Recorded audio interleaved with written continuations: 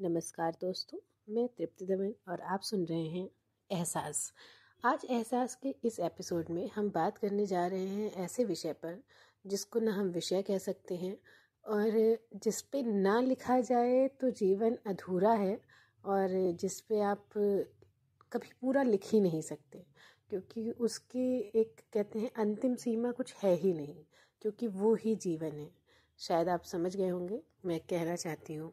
वो विषय, वो व्यक्ति, वो आदर्श है माँ। चलिए आज माँ पर लिखी हुई कुछ पंक्तियाँ मैं यहाँ पे आप लोग के सामने शेयर कर रही हूँ। कुछ लोग शायद इसे पहले सुन भी चुके हों, लेकिन ये पंक्तियाँ मेरे दिल के बहुत ही करीब हैं। तो आइए सुनते हैं माँ।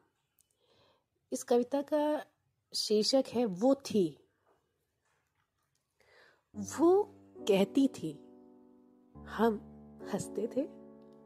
वो कहती थी, हम हंसते थे। वो रोती थी, हम सोते थे। वो कहती थी, हम हंसते थे।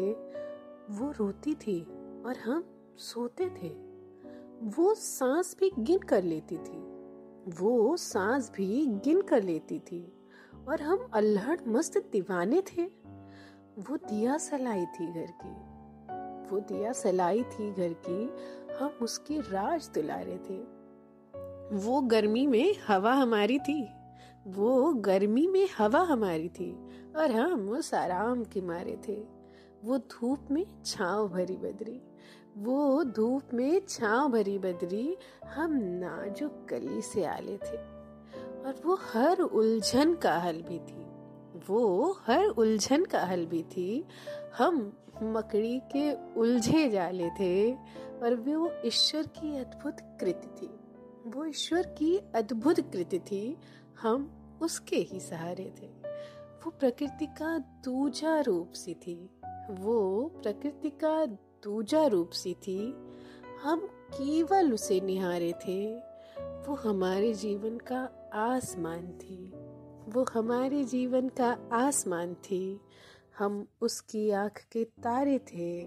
वो हमारे जीवन का आसमान थी, हम उसकी आँख के तारे थे। हम उसकी आँख के तारे थे। मिस यू माँ, लव यू सो मच।